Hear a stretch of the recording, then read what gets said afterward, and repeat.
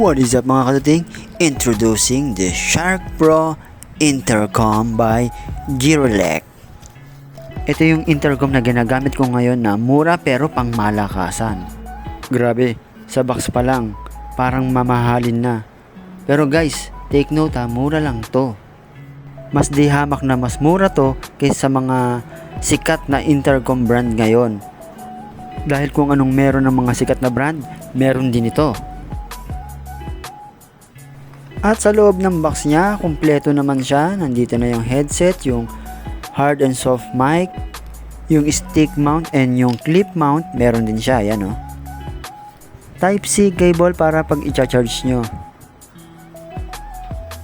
At meron na rin siyang other color design pag gusto nyo palitan yung kulay ng lining niya.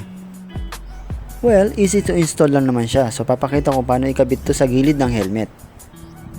At itong clip mount ang gagamitin ko para mailagay siya sa helmet.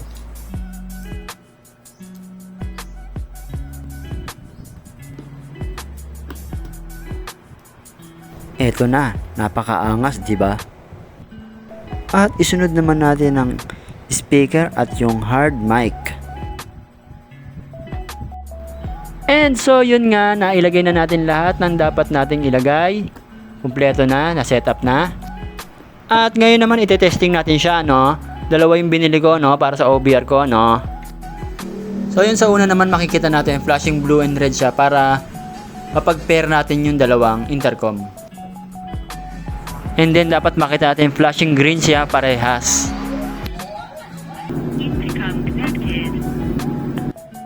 So yun na. Ganun lang. Connected na agad.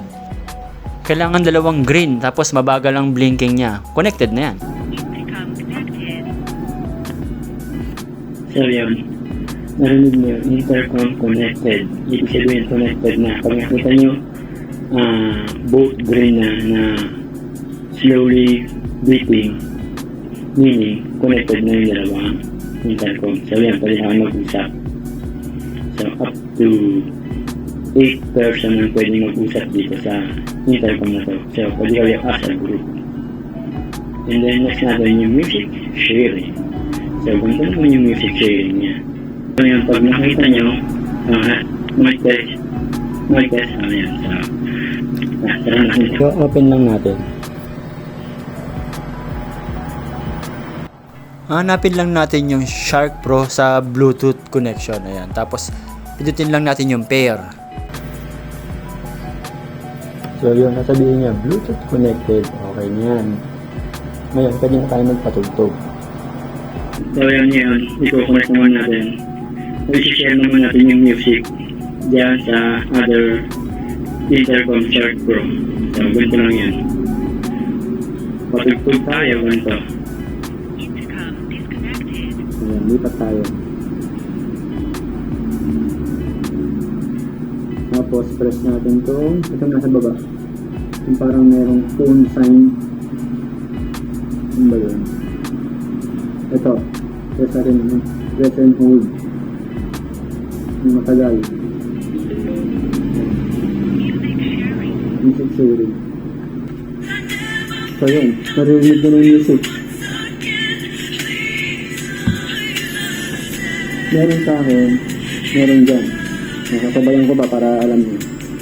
And I promise you that and I shall never do it again, do it again.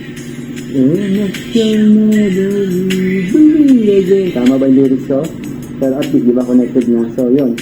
Pwede kayo mag-share ng music. At least, habang nasa long ride kayo, hindi kayo maboboring.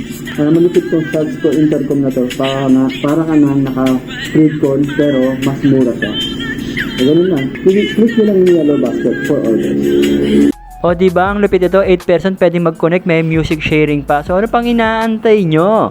Click nyo na yung yellow basket para maka-order kayo. Ride safe guys!